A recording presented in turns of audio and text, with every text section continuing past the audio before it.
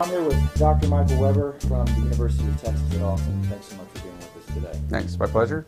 I want to start talking to you a little bit about first some of the research that you do. I know that you cover a lot of different areas. Can you talk to us a little bit highlight some of the existing projects that you have and what you guys are studying? Sure. The things I do with my group is we do multidisciplinary research, so we weave in economics and policy into our engineering analysis.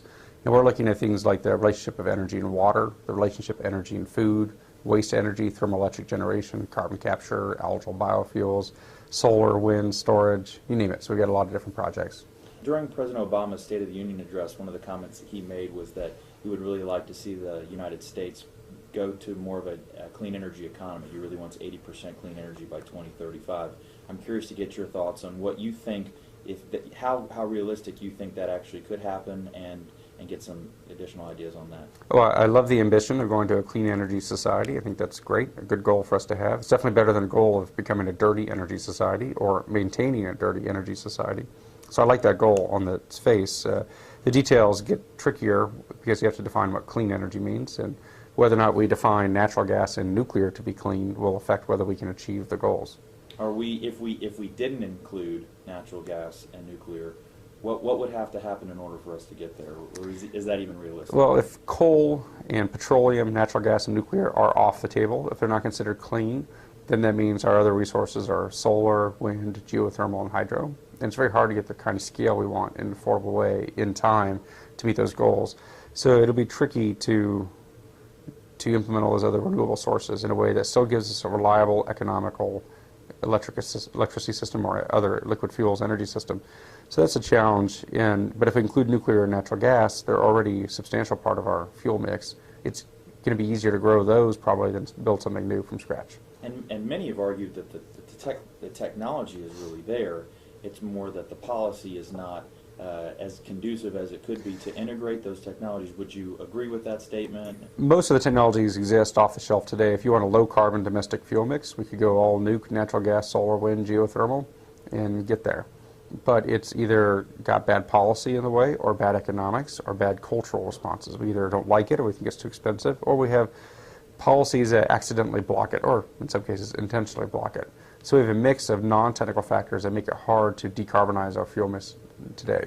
And when you're talking about policy, are the roadblocks from the policy perspective really more on the federal side, or the states doing what they're supposed to be doing and There are policy roadblocks everywhere, and there are cultural roadblocks everywhere. It's not just the federal government. The federal government has a lot of incentives that helps for a lot of these things, but also has different accidental roadblocks.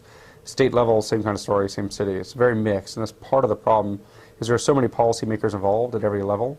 We have tens of thousands of cities, thousands of counties, 50 states, all with different policy apparati, all of which are having a hand in energy. And so if they don't have a unified sense, it can be very hard to get things done sometimes.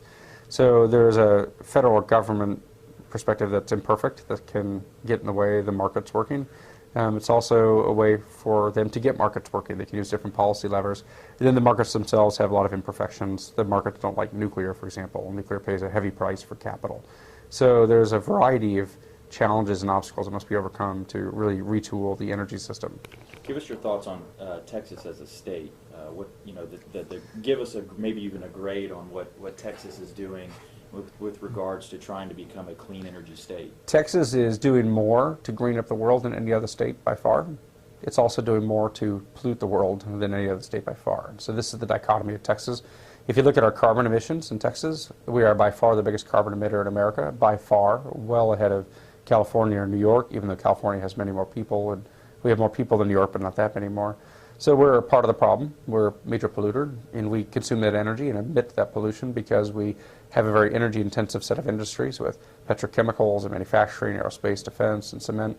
So we're part of the problem, but we're also part of the solution. A lot of those biofuels pipelines that people want are built and operated by Texas companies. We're the #1 state for wind power by far in the nation, so we are decarbonizing our grid. We built more natural gas than any other state by far, so we are decarbonizing our grid yet again.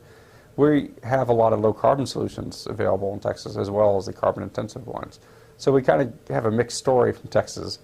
We're the greenest state in the nation, but also the blackest. And which way we're going to break in the future isn't really obvious at this point. So is Texas really just going to be the green and black state and everyone else is just going to take all the great work that Texas has done and just implement it into their own states? I think one good outcome for Texas would be if every other state followed us and adopted our technologies and hired our people and sort of recruited our engineers to help them green up their state. Because it turns out one thing Texas knows is how to do these large renewable systems at scale. And some states are having trouble with that, so we could have a lot to teach them, actually.